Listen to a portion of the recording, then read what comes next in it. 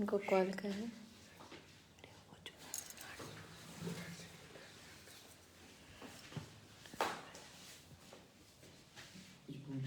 अर्पण जी, अर्पण जी, हाँ लाइव आ गया।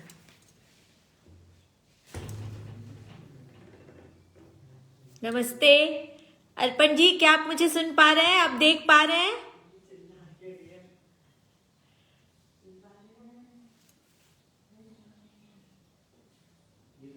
एक मैसेज भेज दीजिए अगर आप मुझे देख पा रहे हैं प्लीज। तकनीकी खराबी की वजह से ये देर हो रही है और कनेक्शन नहीं हो पा रहा है।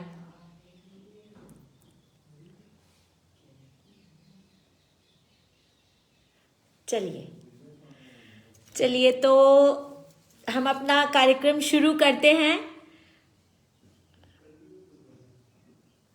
ठीक है, तो कैसे शुरू करूं बताइए जरा।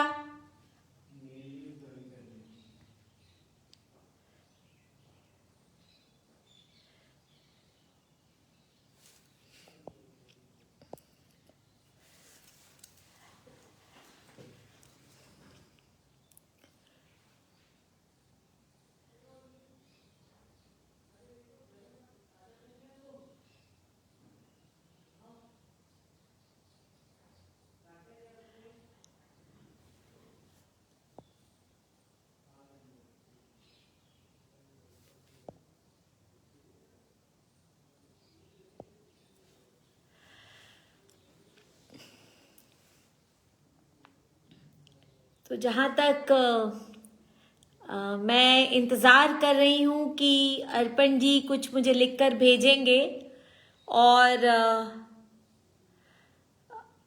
मैं उसके बाद कुछ बातें शुरू करूँगी।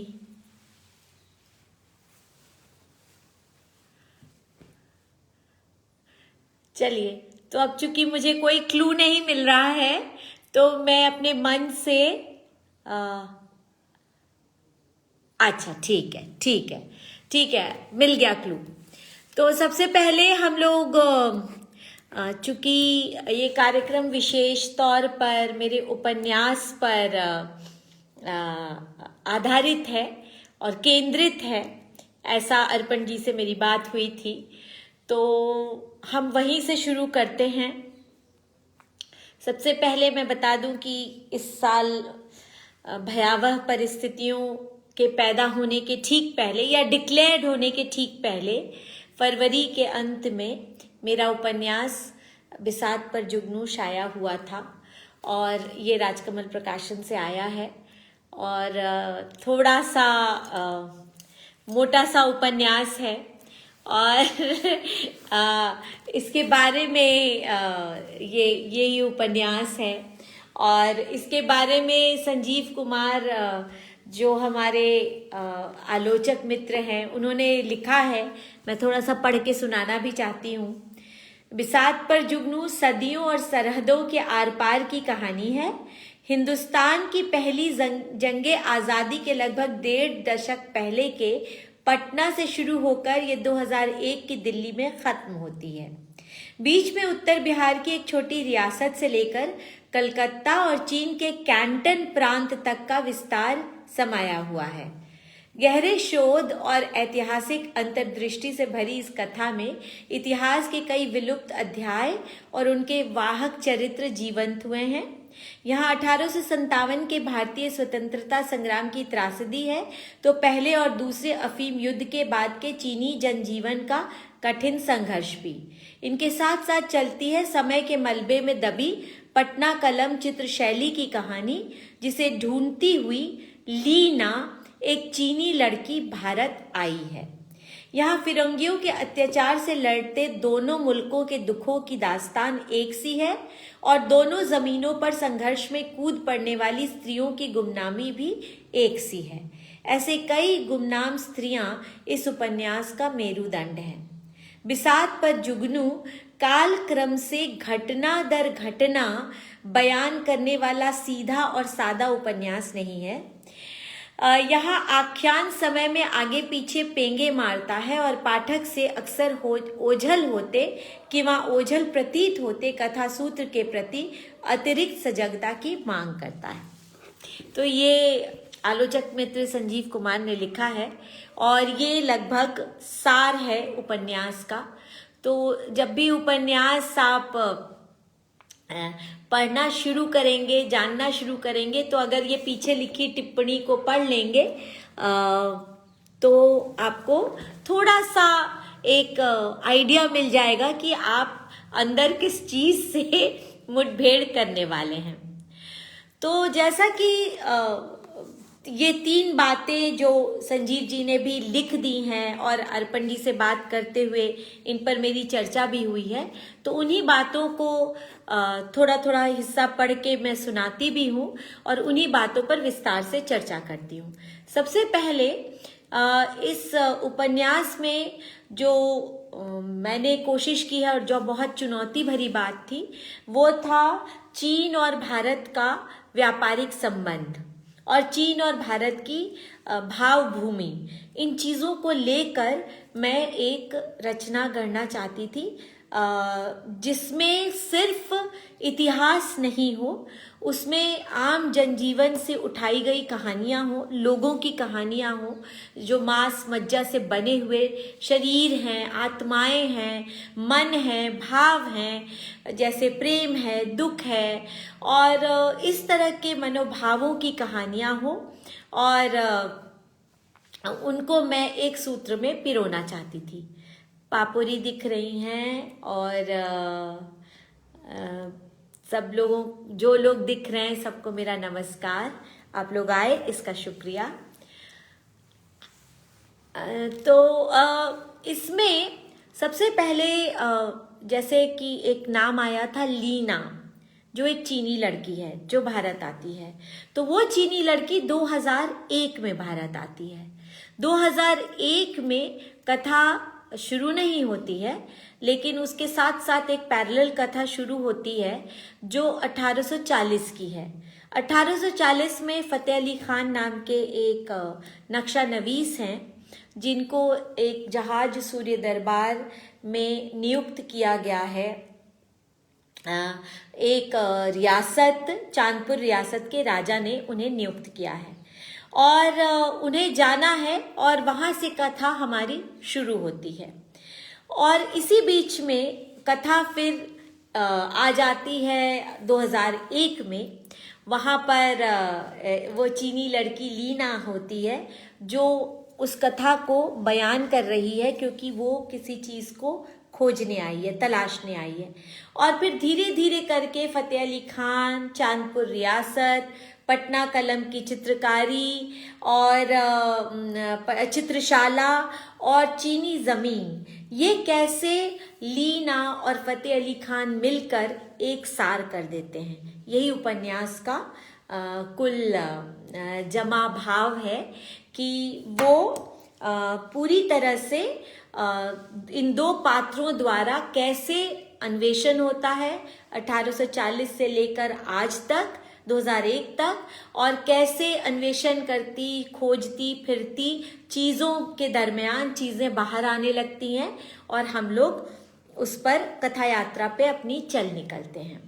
तो छोटी सी बात अब मैं चांदपुर रियासत की करूँगी। चांदपुर रियासत एक काल्पनिक रियासत है जिसे हम यूपी और बिहार के बॉर्डर एरिया का कह सकते हैं। वहाँ की भाषा, वहाँ के किरदार भोजपुरी बोलते हैं, भोजपुरी मिश्रित हिंदी बोलते हैं। और वहाँ पर जो बगावत हुई थी 1857 में, तो जो ये हमारे काल्पनिक किरदार हैं वो बगावत की भाषा भी बोलते हैं। उन्हीं के बीच में वंचित तबके से निकल कर आती है परगासो। वो दुसाध जाति की महिला है, बच्ची है, जो धीरे धीरे अपने संघर्षों की वजह से एक बहुत बड़ी योद्धा बन जाती है और उसका प्रवेश, उसका प्रेम होता है और उसका प्रवेश हो जाता है इस रजवाड़े में जो बुलंदगी से अंग्रेज़ों के शोषण के खिलाफ लड़ रहा है। इसके बाद हम चलते हैं पटना कलम की ओर। अर्पण जी का विशेष आग्रह था कि पटना कलम पे ज़रूर बात की जाए। तो जाहिर सी बात है, पटना कलम उस दौर का एक चित्र बनाने की एक कला थी, एक स्कूल ऑफ पेंटिंग था, जहाँ पर ये बताया मतलब वो बहुत सादा स्कूल ऑफ पेंटिंग था। उसमें ये था कि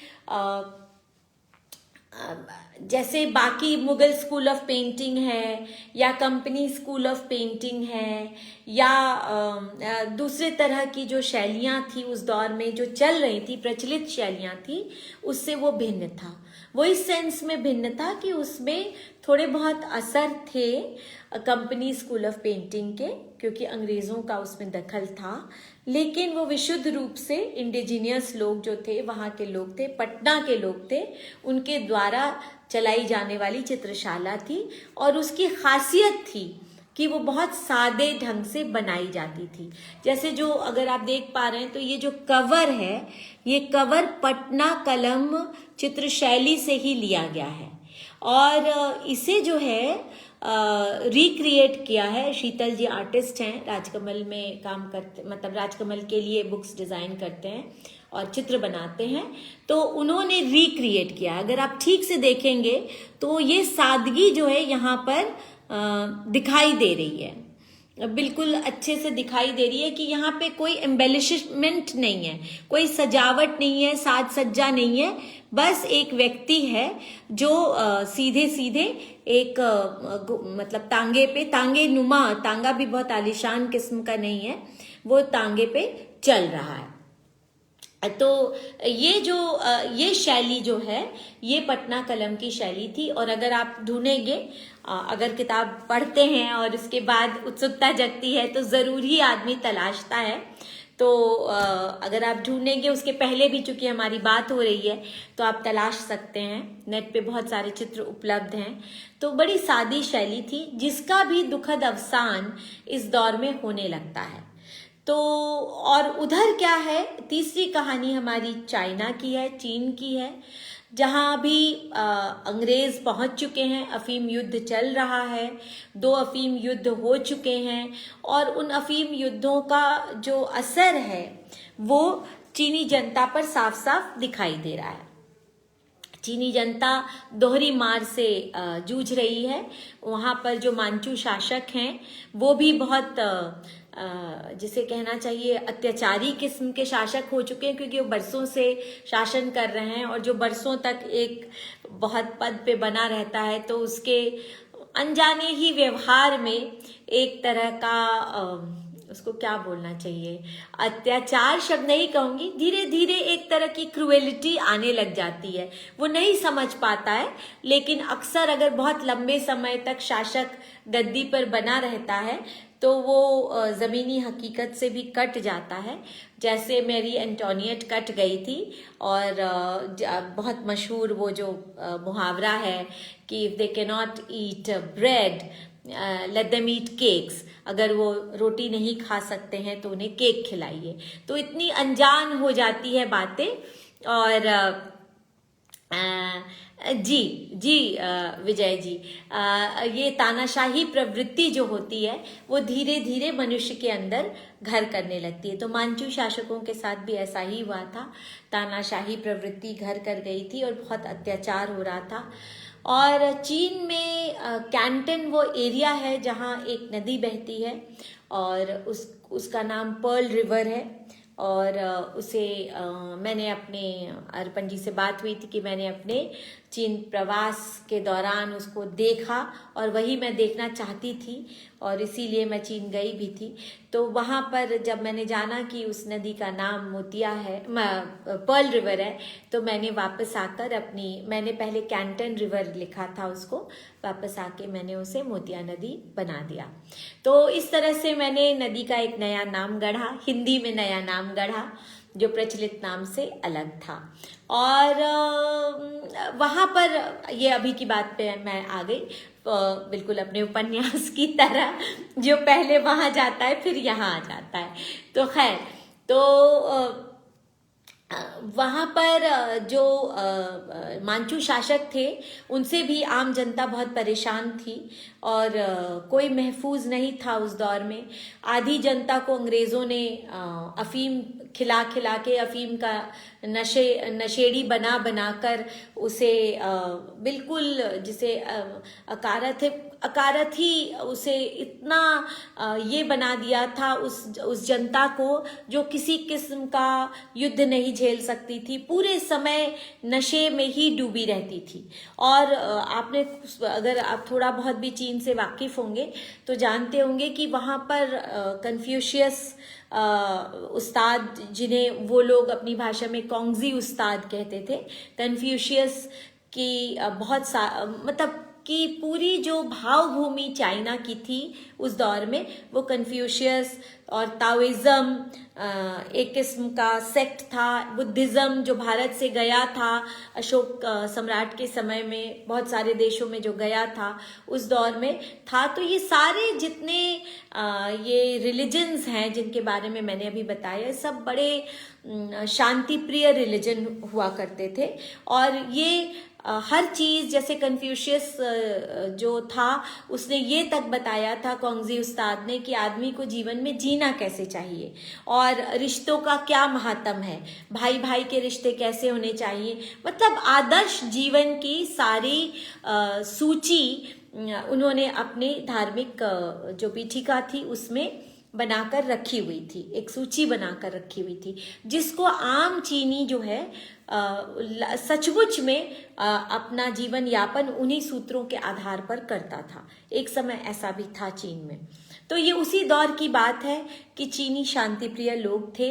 और इस बीच में लेकिन उनके जो शासक थे, अगर वो लंबे समय तक शासन करते थे, तो चीन का इतिहास ऐसा ही रहा है कि हर बार कोई पैदा होता था, कोई लीडर, कोई आकर, और उसके बाद में वो उनको, उस रेजीम को ध्वस्त करता था और फिर एक नई रेजीम की शुरुआत होती थी। तो ये बातें मुझे, वैसे भी इतिहास की विद्यार्थी थी तो मुझे बहुत आकर्षित करती थी कि कैसे ऐसा होता है। और लेकिन ऐसा था, वहाँ के इतिहास की ये खासियत थी। और तो उस दोहरी मार से एक तरफ तो नशे की आदत और दूसरी तरफ बिल्कुल अकर्मण्य हो चुकी थी चीनी जनता, वो अब मांचू शासन के खिलाफ भी लड़ना नहीं चाह रही थी। इसी बीच में वहाँ पर एक नेता उभरा था। नेता क्या था? वो एक युवा था, चीनी युवा था, जो क्रिश्चियनिटी से बहुत प्रभावित हो गया था। और उसने एक सेना बनाई जिसने तय किया कि वो इस देश में क्रिश्चियनिटी लाएंगे। क्रिश्चियनिटी एज सच नहीं, क्रिश्चियनिटी का एक चीनी रूप, चीनी संस्करण लाएंगे। उसके लिए उन्होंने अपना एक चार्टर बनाया और युद्ध किया। तो युद्ध किया, मांचू को कई जगहों पर चीन के कई हिस्सों में उन्होंने हराया भी था, पर अंततः मांचू ज़्यादा मजबूत था। तो उन लोगों ने इन क्रांतिकारियों को ख़त्म किया। ठीक उसी तरह से पैरेलल स्टोरी में भारत में 1857 चल रहा था, जहां बहुत तरह की लड़ाइयाँ लड़ी जा रही थी। भारत में सिर्फ ये नहीं था कि हम अंग्रेज़ों को से पीछा छुड़ाने के लिए लड़ रहे थे या उनके खिलाफ लड़ रहे थे। भारत में ये भी था कि जो हमारी तथाकथित निचली जातियों के लोग थे, वो अपने जो जमींदार थे उनके खिलाफ भी लड़ना चाह रहे थे और उनसे भी अपना पीछा छुड़ाना चाह रहे थे। वो चाह रहे थे कि वो सोचते थे कि अगर हम शोषण मुक्त हुए तो हम एक ऐसी जनता, मतलब एक ऐसा रेजीम आएगा जिसमें हमारी भी एक आवाज़ होगी। तो वो आवाज़ उठाने की लड़ाई भी थी। और आप जानते हैं कि अंग्रेज़ ने क्या किया था कि जो फ्यूडल ऑर्डर था, जो सामंती व्यवस्था थी हमारे यहाँ कायम बहुत बरसों तक, उसको भी छिन्न भिन्न किया था। उसने एक कानपुर में मेहतरों की फौज भी बनाई थी, और जिससे कि जो राजपूत लोग थे और राजा रजवाड़े थे उनको बहुत नाराज़गी हुई थी। बहुत सारे चमार जाति के लोग और दुसाद जाति के लोग और और इस तरह से वंचित जातियों के लोग उनकी सेना में शामिल होते थे, क्योंकि वहाँ पर कोई भेदभाव नहीं था। एक ब्राह्मण और एक दुसाध एक ही टेबल पर खाना खाते थे, एक ही जगह से गोली दागते थे। तो ये एक जो हमारी जातियां थीं, जिसे ब्राह्मणवाद ने या सामंती व्यवस्था ने उस समय खत्म किया था, उनके लिए भी एक संघर्ष में जूझने की परिस्थिति बन गई थी।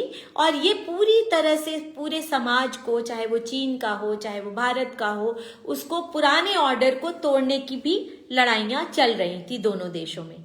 तो इस तरह से दोनों देशों का एक कनेक्शन बनता था, जो सोशियोलॉजिकल था ऑर्डर तोड़ने का, और पॉलिटिकल ऑर्डर को भी ध्वस्त करने का बन रहा था।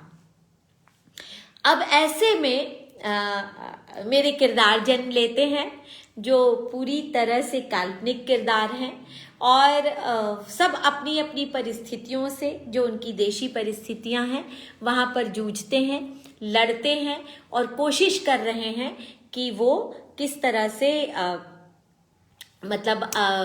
जो शोषणकारी व्यवस्था है उसको नष्ट करें।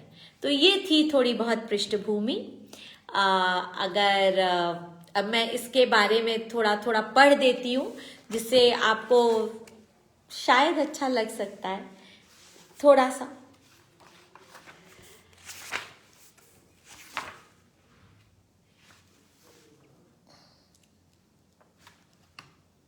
लीना का एक हिस्सा पढ़ती हूं मैं। जब वो पहली बार भारत आ रही है, इंदिरा गांधी अंतर्राष्ट्रीय हवाई अड्डा, दिल्ली, फरवरी 2001। दुनिया के 20वें आश्चर्य जैसा आश्चर्य था लीना का पुलिस द्वारा पकड़ा जाना। दरोगा ने उससे बस इतना ही पूछा, फ्रॉम कैंटन? उसने कहा यस, और दरोगा ने धीरे से महिला पुलिसकर्मी को बुला उसके हाथ से सामान जब्त कर लिया और पूछताछ के लिए एक कमरे में ले गया। वह जब तक कुछ समझती, दरोगा उसे सामने बिठा ऊपर से नीचे तक घूरने लगा था। ऐसा लग रहा था दरोगा यह निश्चित करना चाहता है कि उसके अंदर ठीक से प्रवेश किया जा सकता है या नहीं। वह कैसे समझाती दरोगा को कि भाई, देह नहीं जरूरी मेरा काम जरूरी है, मेरे मन का काम बहुत बहुत जरूरी है। अगर मन के काम की सजा जेल है तो डाल दो जेल में, लेकिन यहां इस तरह बैठकर वक्त जाया ना करो। लीना के हाथों में बेड़ियां हैं। वह समझ रही है कि सामने बैठा ये इंडियन पुलिस महकमे का दरोगा बेमुरव्वत है, उतना ही जितना उसके देश का दरोगा या दुनिया के किसी भी देश का दरोगा होगा।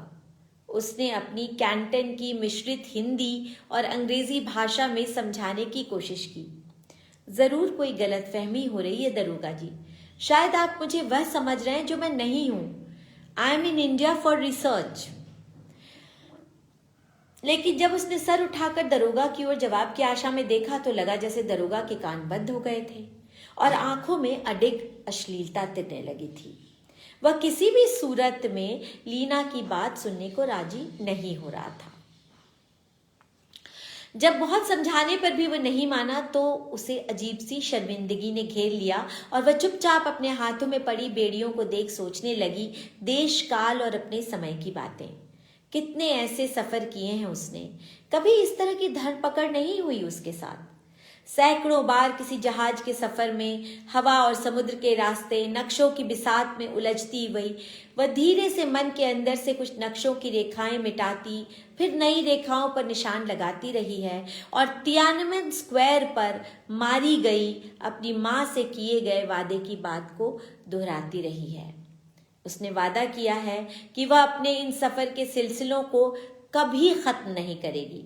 वह खोज निकालेगी दुनिया का एक ऐसा नक्शा जो उसकी प्यारी माँ ने कभी उसे इशारों में बताया था। उसकी प्यारी माँ जो दुनिया के लिए हक की बात करती थी। उसकी प्यारी माँ जो अपनी सुंदर आंखों की चमक से तियानमेन स्क्वायर को रोशन कर रही थी, जो आज़ादी और हकूक के सुंदर गानों को अपनी मीठी आवाज में गा रही थी। वह आवाज जो टैंक के बारूद से भी ज्यादा बारूदी थी। वह आवाज जिसका धमाका पूरी दुनिया में गूंजा था। वह आवाज जो बारूद की राख बनकर भी चुप नहीं हुई थी। वह आवाज फिर चिड़ियों ने अपनी बोली के रूप में अपना ली थी और उसे रोज सुनाकर बड़ा और बहादुर कर रही थीं। उसकी ये सुंदर रंग बिरंगी चिड़िया माएँ उसके घर के इर्द गिर्द पेड़ों पर रहती थीं और आकर उसे जिंदगी के गीत सुनाती थीं। वे उससे कहती थीं, दुनिया और प्रकृति को खत्म करने के लिए हर युग में कुछ सन की जन्म लेते हैं। उन्हें लगता है उनकी उंगलियों पर नाचने वाली दुनिया की नई व्यवस्था हमें मिटाकर बनेगी बिटिया रानी, लेकिन ऐसा नहीं होगा। हमेशा याद रखना, वे हमें मारेंगे भी तो हम खत्म नहीं होंगे।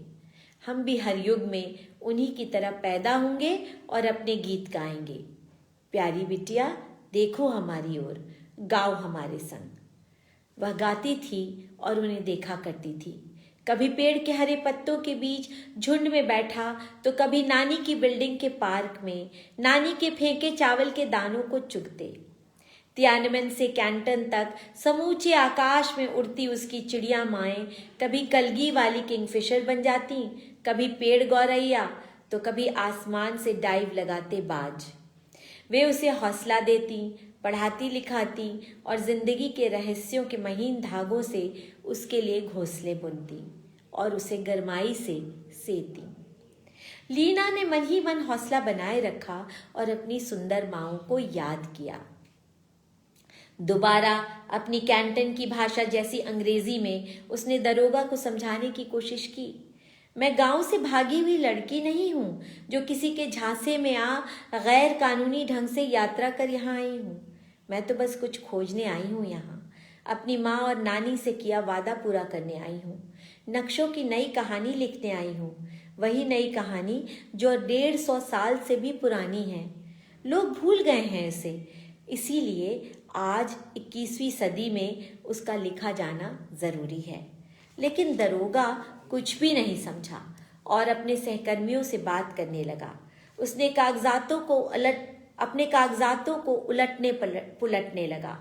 वह मन ही मन बुदबुदाई, अगर लैपटॉप खोलने की इजाज़त मिल जाती तो मैं सभी लोगों को दिखलाकर साबित कर देती कि मैं कौन हूँ।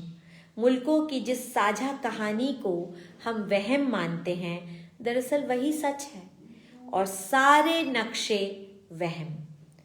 खोजोगे तो जानोगे, जानोगे तो पाओगे सारी गुत्थियों के हल, और फिर सुन पाओगे युगों से गाए जाने वाले सुंदर माँओं के सुंदर गीत उनकी मीठी आवाज़ में।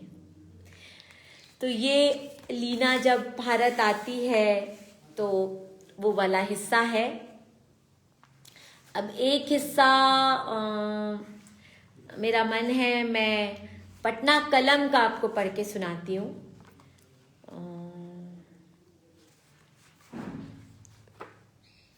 पटना कलम में स्त्रियां नहीं, स्त्रियों का जिक्र नहीं मिलता है, बस 2 स्त्रियों का जिक्र मिलता है जो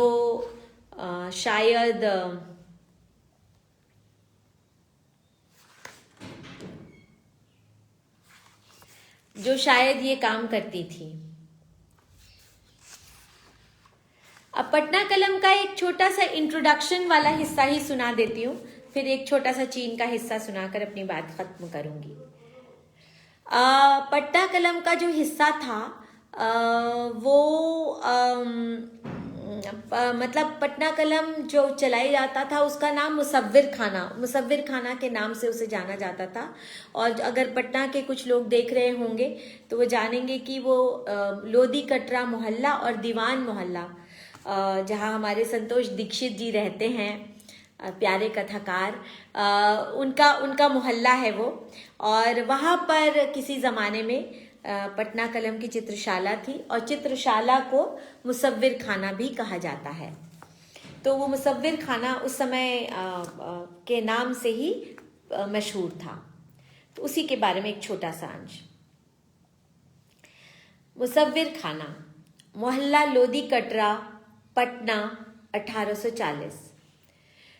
शंकरलाल बाबू ने चौकीदार को आवाज लगाई, कमरा खोलें। चौकीदार कमरों की सफाई कर खिड़की दरवाजे खोल चुका था और बाहरी बरामदे के सामने फूलों के बगीचे में बैठ धूप सेक रहा था। हड्डियों को छील देने वाली ठंड हो रही थी आजकल। धूप निकलती भी थी तो हल्की और कमजोर। फिर भी शंकर बाबू की जिद थी कि कमरे हर दिन साफ हुआ करें और उन्हें धूप दिखाई जाए। कमरों में रखे रंग और कागज ठंडक से कहीं सील न जाएं, कूचियां कहीं पड़े पड़े अकड़ न जाएं। उनका कहना था कि अगर एक भी सीखने वाला भारी ठंड के बावजूद यहाँ पहुंचेगा तो वे जरूर उसे कूची कलम पकड़ने और रंगों की दास्तान गोई का सलीका सिखाएंगे। चौकीदार उनके मिजाज को खूब समझता था। बहुत धीमे से अपनी हर बात कहने की उनकी आदत को, उनके दुख के भाव को और उनकी खुशी की इंतहा को भी। सब रंगों की तरह ही खुलते थे, पीला, धूसर और लाल। उनकी खुशी का पैमाना आने वाले शागिर्दों की तादाद थी। उसे भी वे सिर्फ हल्के से मुस्कुराकर जाहिर करते थे। उनके चंद मुस्तकिल शागिर्द थे जो इस ठंड में भी अपनी मोटी दुशालाओं से लदे फदे, आंखों की पुतलियों में अस्फुट सी चमक भरे कमरे में रोजाना आया करते थे और धीरे धीरे अपनी जगह तलाश फर्श पर बिछी मोटी कालीनों पर बैठ जाते थे। शागिर्दों के सामने छोटी तिपाइयां रखी होती थी जिन पर उनका काम पसरा होता था।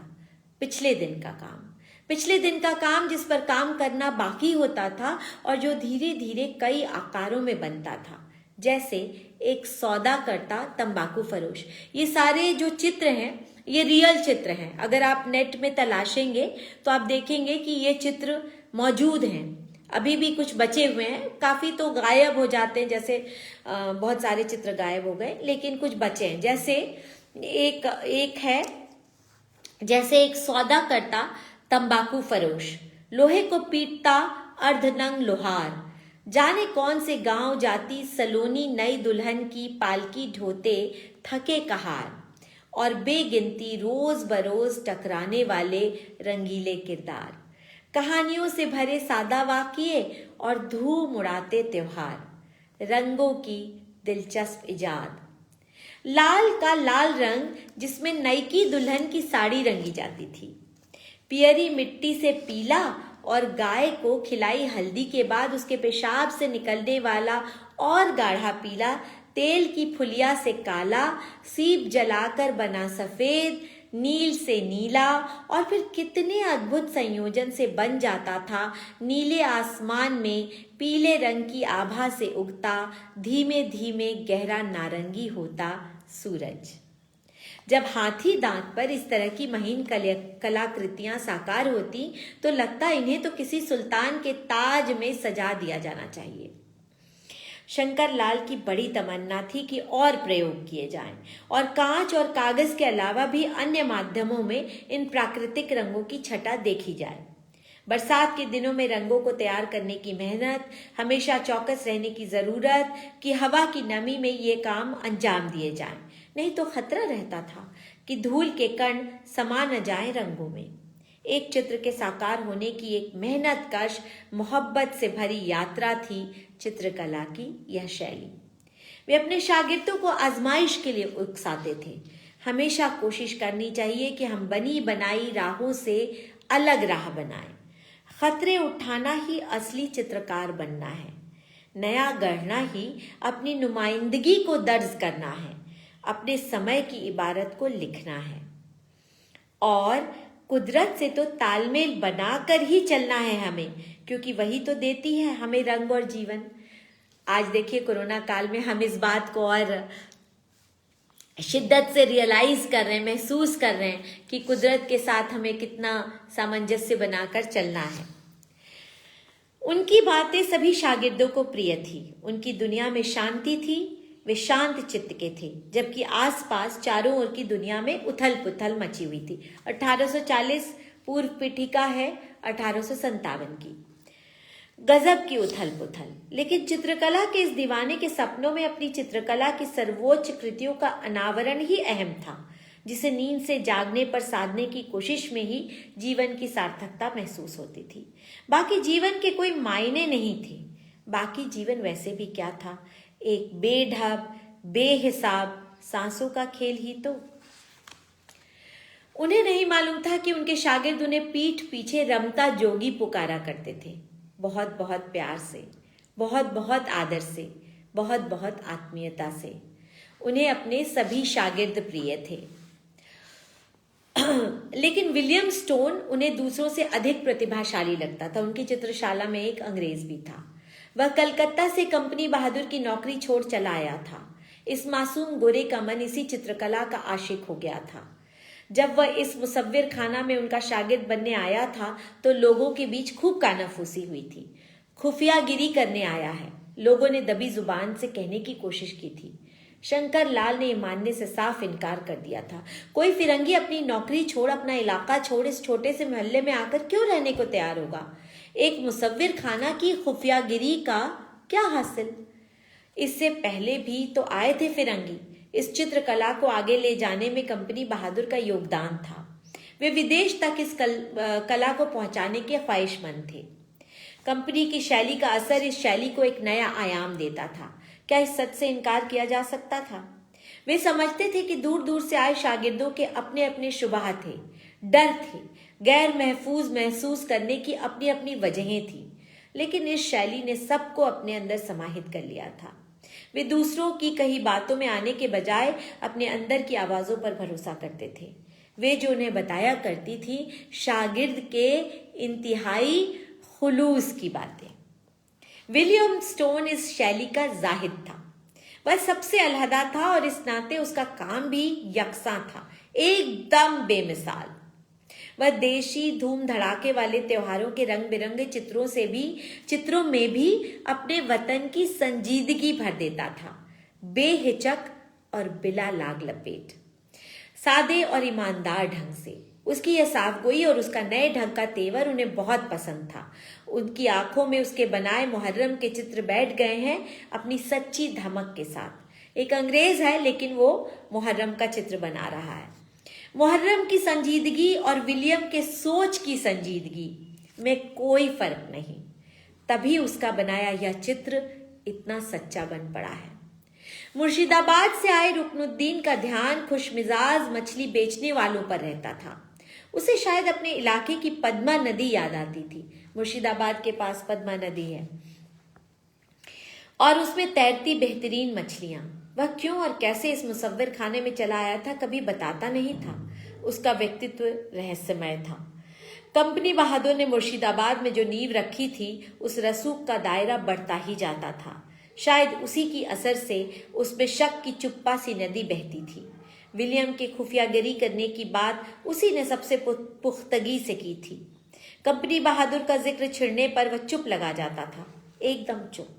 शंकर लाल सोचा करते थे, रुकनुद्दीन की बनाई तस्वीरों में धसी आंखों वाला मोल तोल करता वह बेहद दुबला आदमी रुकनुद्दीन का ही कोई रिश्तेदार तो नहीं जो वही बंगाल में कभी मर गया था? फिर सोचते, यह व्यक्ति कहीं उसका बाप तो नहीं जो मछली बेचते हुए रोज बरोज खुद ही ठगा जा रहा था? कौन जाने क्या सच था उसका। रुकनुद्दीन की आंखें भी ऐसी ही थी, एकदम अंदर की ओर धसी हुई, हर वक्त डुबकी लग जाए ऐसे भरे तालाबों सी। इस नए शहर में बिल्कुल अकेला था वह। विलियम भी उतना ही अकेला था।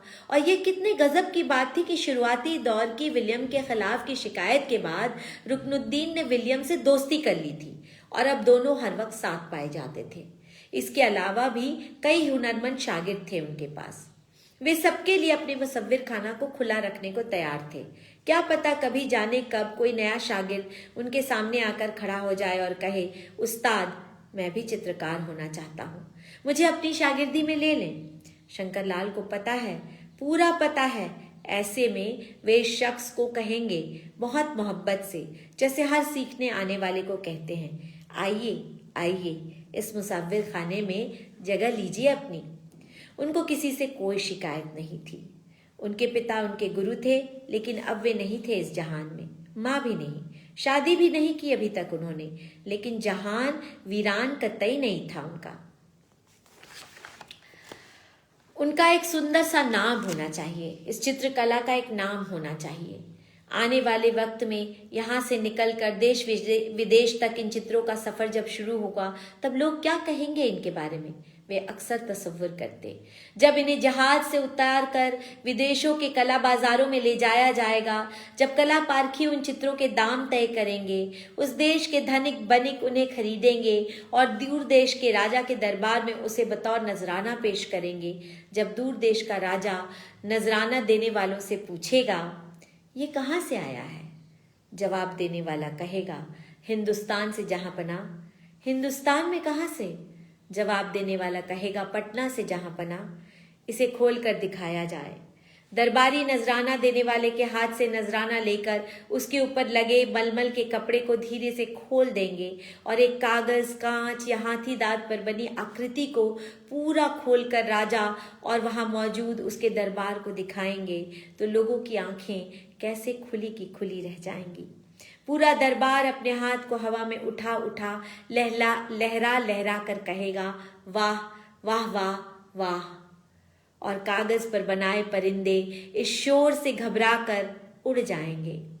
पालकी में बैठी नई दुल्हन शर्मा कर दोनों हाथों से अपनी आंखें बंद कर लेगी। मुहर्रम पर शमशीर चलाने का स्वांग करते युवकों के हाथों से सचमुच वार हो जाएगा।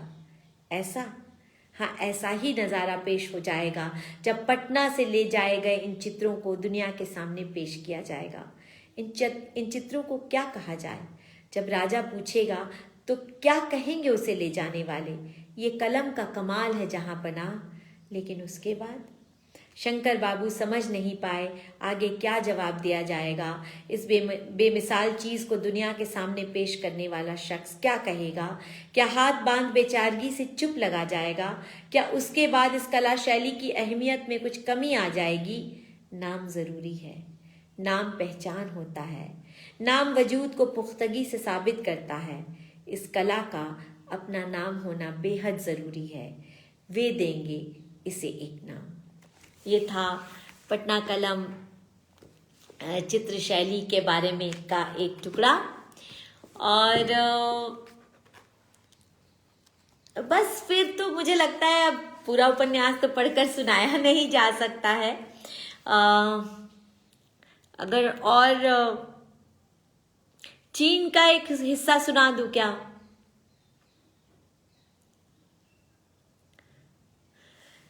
अच्छा चलिए, चीन का एक हिस्सा सुनाकर खत्म किया जाए।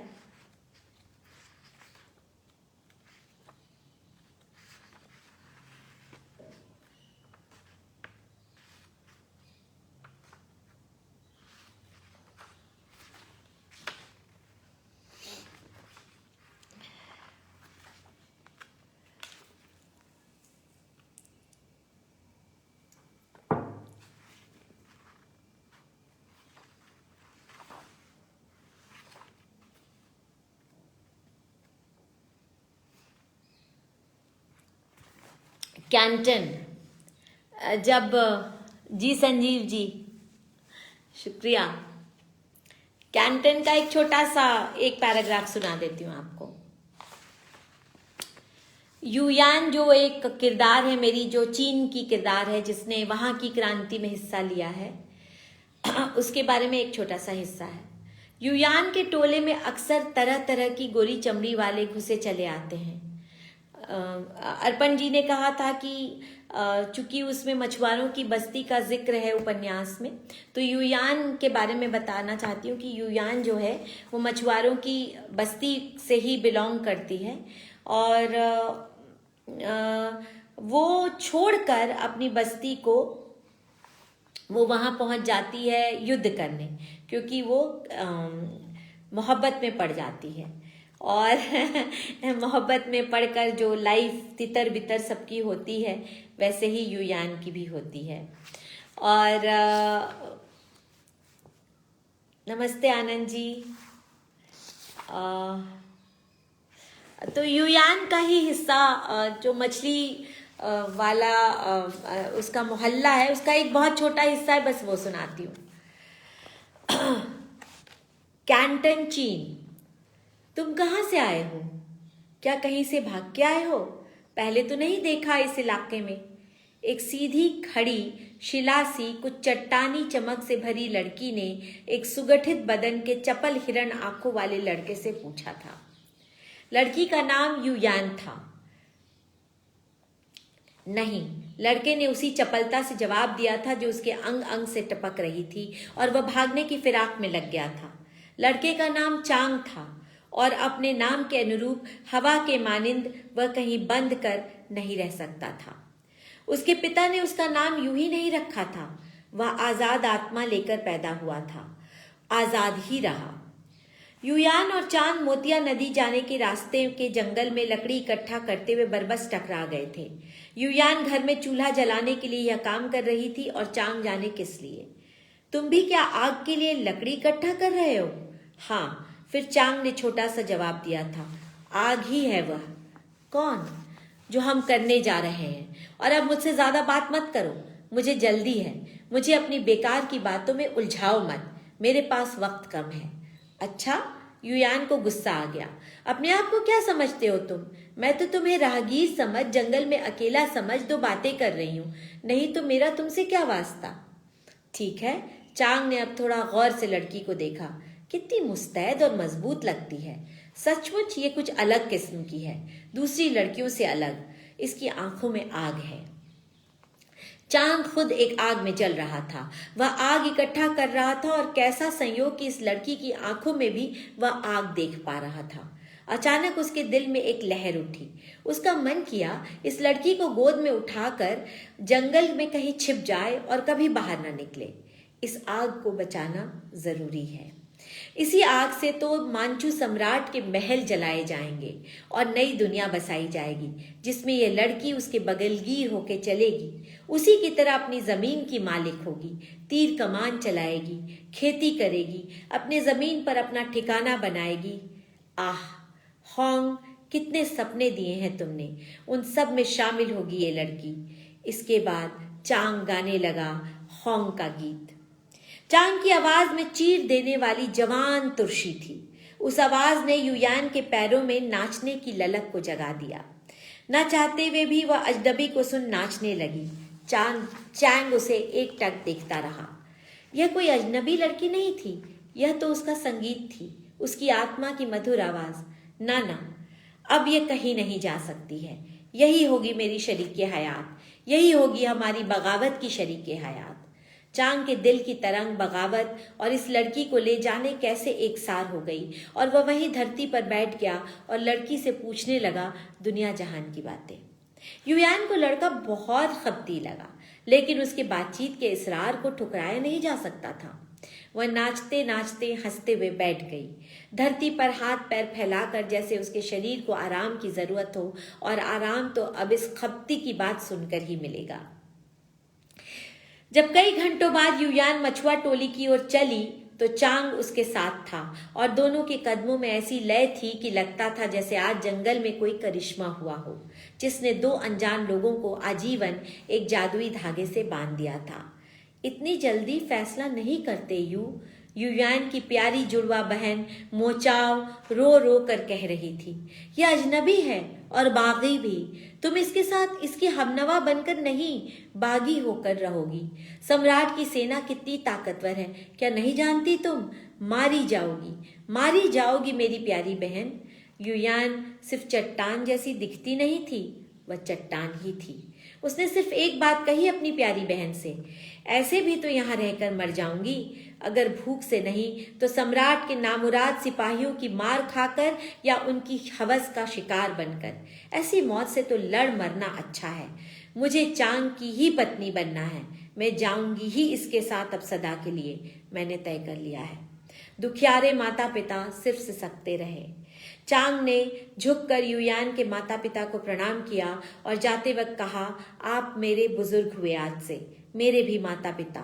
मैं आपकी बेटी का ख्याल रखूंगा, आप लोग निश्चिंत रहें, यह अब मेरी है। आज से वह होंग की छाया में ही हो गई। होंग इनका लीडर था।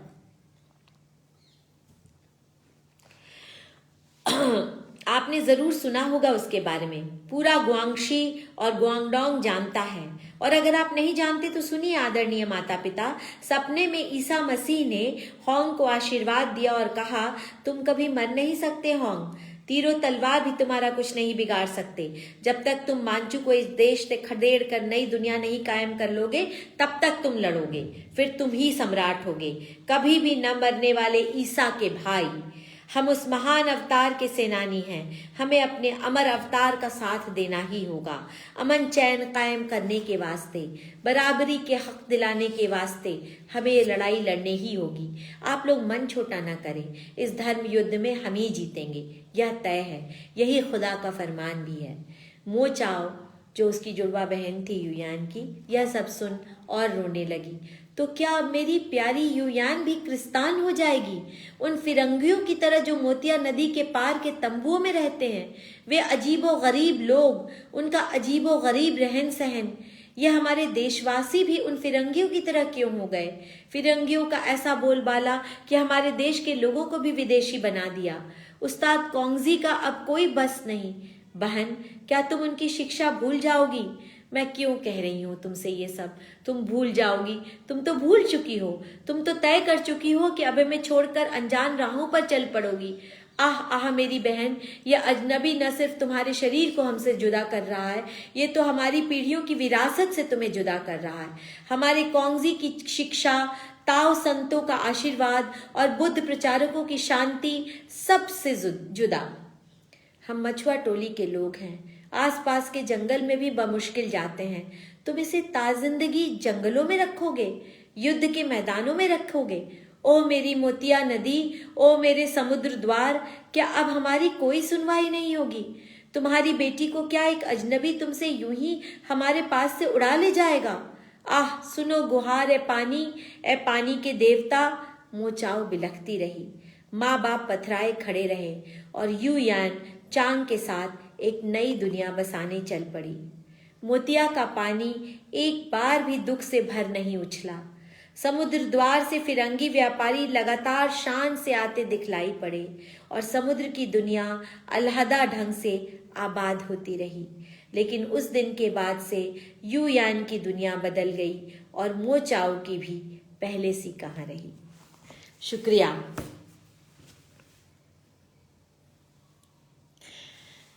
शुक्रिया आप सबका। आपने बहुत पेशेंस से हिस्से सुने और इस तरह मेरा उपन्यास मुकम्मल हुआ। मतलब मुकम्मल मेरी तरफ से, असलियत में मुकम्मल ये तब होगा जब सब लोग इसे पढ़ के और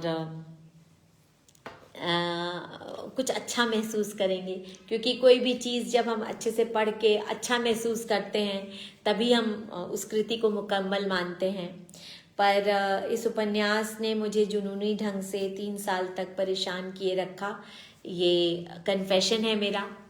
और अब मैं चाहती हूँ जल्दी से इसे पाठकों के सुपुर्द कर दिया गया है, सबके बीच में है। अब सब लोग इसे पढ़ें, जानें, प्रतिक्रिया दें, अच्छा लगे बुरा लगे जैसा लगे, ये सबके बीच में है। और अब मेरी दूसरी यात्रा शुरू होने वाली है, जिसका जिक्र मैं पहले भी कर चुकी हूँ। और अब मैं कोशिश करूँगी कि बिल्कुल इस तरह का जुनूनी उपन्यास ना लिखूं और जुनून से ना भर जाऊं कि उसके अलावा कुछ और सूझे ही नहीं। कुछ कोशिश कर रही हूँ, देखिए अगर संभव होता है तो जल्द आपके सामने नया उपन्यास भी आएगा। पर उसके पहले ज़रूरी है कि आप लोग इसे पूरा पढ़ें, और अगर थोड़ा भी हिस्सा अच्छा लगा है तो ज़रूर पढ़ें।